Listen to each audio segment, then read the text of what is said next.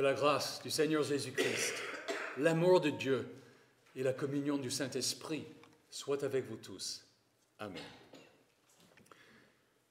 Le texte pour notre méditation est la lecture de l'Évangile de Luc. Je voudrais relire juste les derniers versets où Marie dit à Jésus, « Mon enfant, pourquoi tu agis ainsi avec nous? Ton père et moi, nous te cherchons avec angoisse. » Il leur dit, « Pourquoi me cherchiez-vous? Ne savez-vous pas qu'il faut que je m'occupe des affaires de mon père? » Mais ils ne comprirent pas ce qu'il leur disait. Puis descendit avec eux pour aller à Nazareth, et il leur était soumis. Sa mère gardait précieusement toutes ces choses dans son cœur. Jésus grandissait en sagesse, en taille et en grâce devant Dieu et devant les hommes. Voici la parole du Seigneur. Veuillez vous asseoir.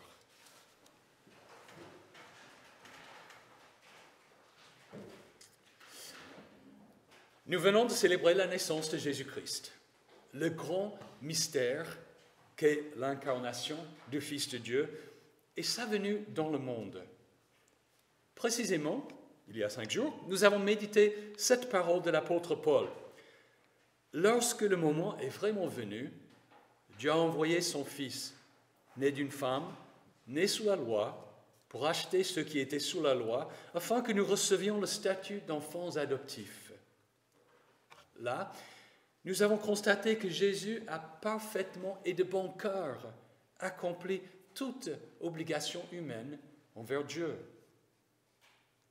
Le récit de Jésus au temple à l'âge de 12 ans nous aide à comprendre pourquoi et comment Jésus a de bon cœur accompli toute la volonté de Dieu.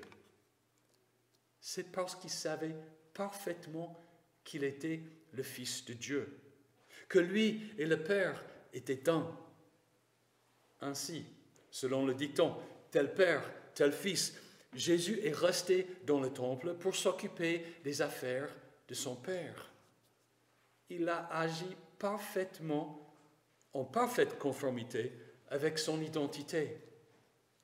Maintenant qu'il nous a donné une nouvelle identité, le statut d'enfants adoptifs de Dieu, dans le même esprit, tel Père, tel Fils, nous pouvons nous laisser conduire par le Saint-Esprit pour accomplir la bonne volonté de notre Père céleste. Jésus dit à ses parents, « Ne savez-vous pas qu'il faut que je m'occupe des affaires de mon Père ?» Ce sont les premiers mots du Christ que nous possédons et les seuls des premiers 30 ans de sa vie. Par conséquent, ils doivent être importants.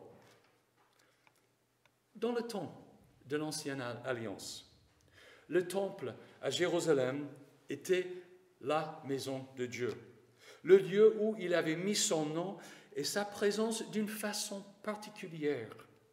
C'était dans ce temple qu'on présentait ses offrandes et ses sacrifices, et où l'on invoquait le nom de Dieu. Les Juifs devaient normalement s'y rendre 3 fois par an pour fêter les grandes fêtes, dont la Pâque. C'était bien le lieu des affaires de Dieu. Jésus dit donc à Marie qu'elle aurait dû savoir qu'il devait être là parce qu'il devait s'occuper des affaires de son Père. Cela implique évidemment que Dieu est son Père.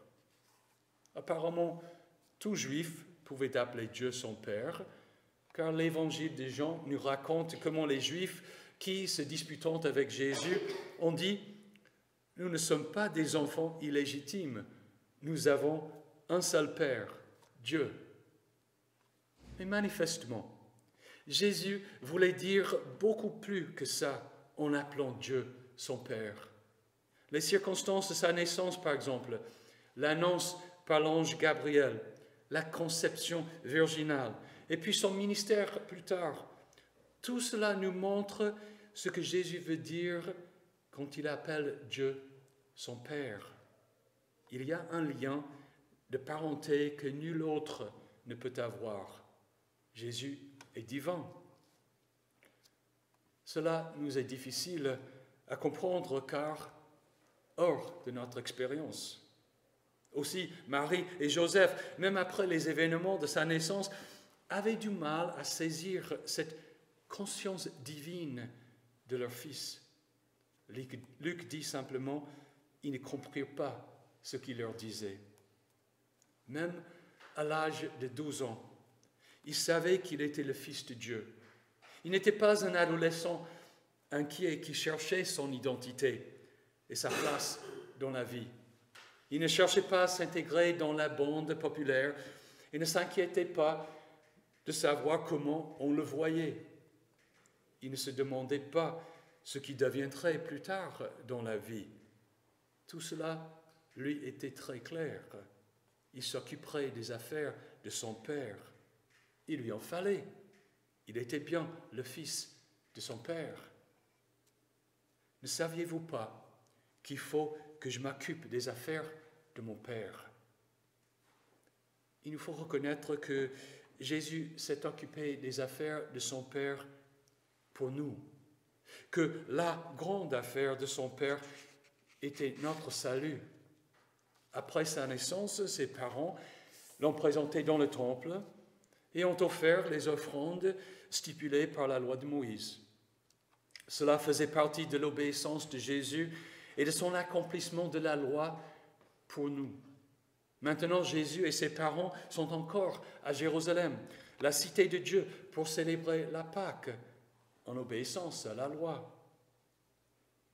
Le cadre de la fête de la Pâque est très signifiant. La Pâque était la fête de commémoration de l'Exode, le grand acte de Dieu de la libération d'Israël, l'événement qui avait établi le peuple d'Israël et lui avait donné son identité. L'Exode dominait la perspective de l'ancienne alliance. Et pour cause, Israël connaissait l'Éternel principalement comme celui qui l'avait libéré de l'esclavage en Égypte, qui l'avait conduit à travers le désert et qui lui avait donné des instructions et des commandements. La Pâque était le souvenir de tout cela, une déclaration de l'identité du peuple. C'était une façon à eux de s'occuper des affaires de leur père. Luc ne mentionne que 2 Pâques dans son évangile. Celle-ci est la dernière, quand Jésus a été livré et crucifié pour notre salut.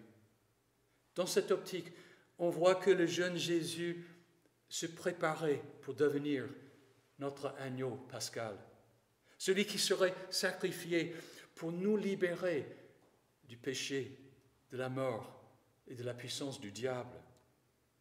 Et comme les Juifs avaient part à l'Exode au moyen de la Pâque, de même nous avons part au sacrifice du Christ au moyen de la Sainte Seine.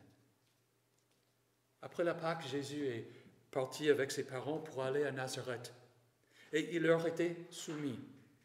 Bien que Jésus comprenne ce que ses parents ignoraient, bien qu'il existe avant eux, qu'il soit descendu du ciel et qu'il soit le Créateur, il s'est mis sous la loi et leur était soumis. Il a pleinement obéi au 4e commandement. Honore ton père et ta mère, afin que cette obéissance nous soit comptée.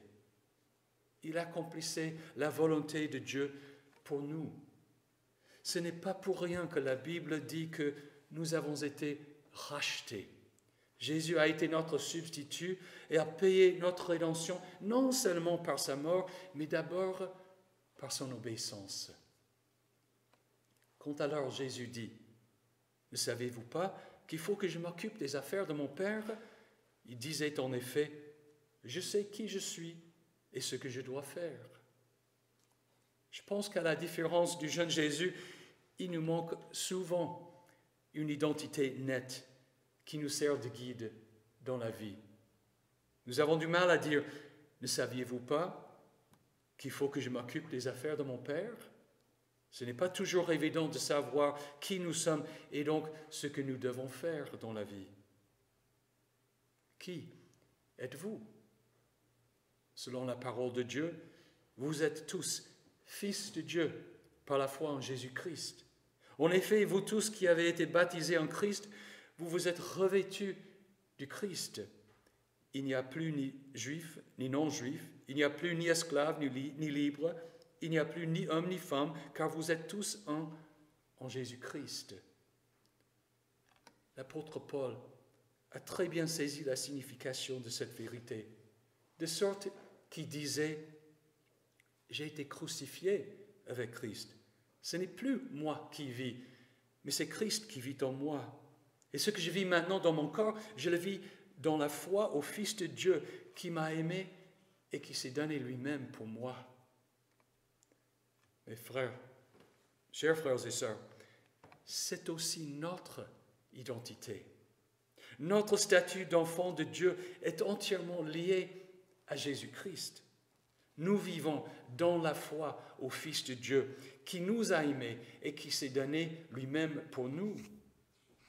Jésus nous a rachetés, a payé toutes nos fautes. Par le baptême, nous sommes unis à lui et participants à sa vie.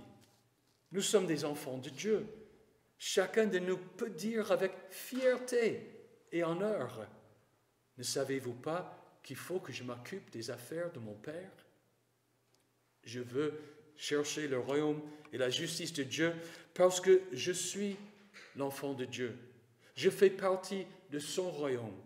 C'est mon héritage éternel. » Quelles sont alors les affaires de notre Père? De façon générale, c'est très simple. Tu aimeras le Seigneur ton Dieu de tout ton cœur, de toute ton âme et de toute ta pensée. Et tu aimeras ton prochain comme toi-même. Et quand nous ne savons pas exactement quelles sont les affaires de notre Père, suivons l'exemple de Marie. Sa mère gardait précieusement toutes ces choses dans son cœur, Luc écrit. Marie ne comprenait pas très bien la parole de son fils. Elle ne savait pas toujours qu'attendre de lui. Alors elle gardait ses paroles et ses actions dans son cœur pour y réfléchir. Elle comprendrait mieux plus tard. De même, nous ne comprenons peut-être pas toute parole ni toute action de Jésus. Nous pouvons lire un passage de la Bible sans en saisir le fond, sans savoir que faire avec cette instruction. Il n'y a pas de problème. Gardez-la dans votre cœur et attendez que Jésus accomplisse toutes choses, car il s'occupe des affaires de son Père. Marie et Joseph ont trouvé Jésus dans le temple, assis au milieu des maîtres. Il les écoutait et les interrogeait. Jésus a rempli son cœur et son intelligence de la parole de son Père, la vérité absolue qui ne change pas et qui ne vient pas de l'homme. C'est bien cette vérité qui lui a donné son identité et la direction pour sa vie.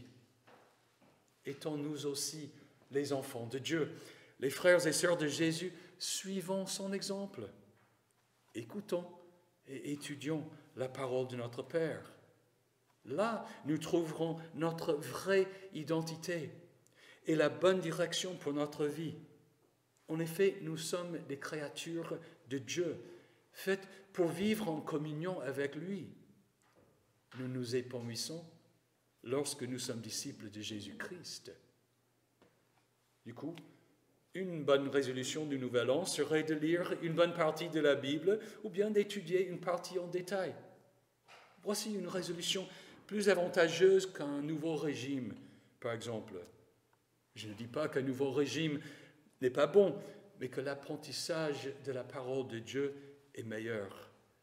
En effet, comme dit l'apôtre Paul, l'exercice physique est utile à peu de choses, tandis que la piété est utile à tout, car elle a la promesse de la vie présente et de la vie à venir. Jésus a de bon cœur accompli toute la volonté de Dieu, a accompli notre salut parce qu'il se connaissait.